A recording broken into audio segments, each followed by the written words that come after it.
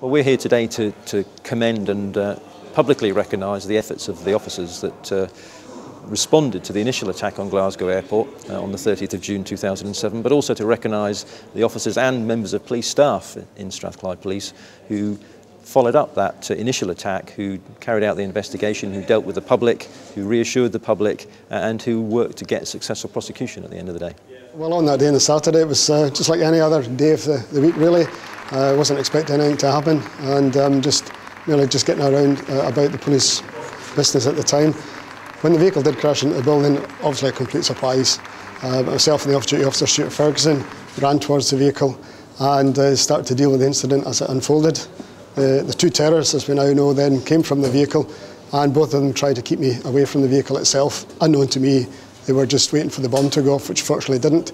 I put an emergency signal for my officers to attend to give me urgent assistance, which they did within a few minutes. And very quickly the two terrorists were overpowered, and we still were trying to picture together what had happened, unaware that there was a bomb inside the vehicle. In the context of a terrorist attack, it's very, very unique to have circumstances like that, but Strathclyde Police Firearms Unit can be busy most days in respect of criminal activity, so the officers are used to the criminal activity and they can directly correlate their tactics to respond to a terrorist attack. The dedication, commitment and courage shown by the officers throughout this time was outstanding, and I for one am very proud to be part of the Force Firearms Unit.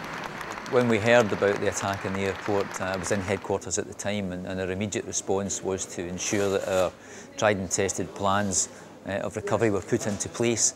And in particular, we had to identify the need to reassure all members of the community who at this time would be worried, wherever they were, wondering whether there was another attack that was about to take place. I'm here today to accept an award really on behalf of the Community Safety Department across the force for the work that all the staff did, and also on behalf of the minority communities who supported us greatly through very difficult times.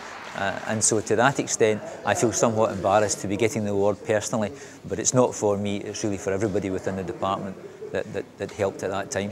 Officers responded within seconds to what was a life-threatening attack. They put the situation under control. They physically got hold of the two terrorists. And the number of occasions in a terrorist attack where terrorists are actually detained at the scene is remarkably rare. And obviously this gets any investigation off to a flying start. So my impressions of the whole thing were, I think, those of the rest of the world, really, which was very, very positive, very professional, very brave at the scene, and really a good, slick operation.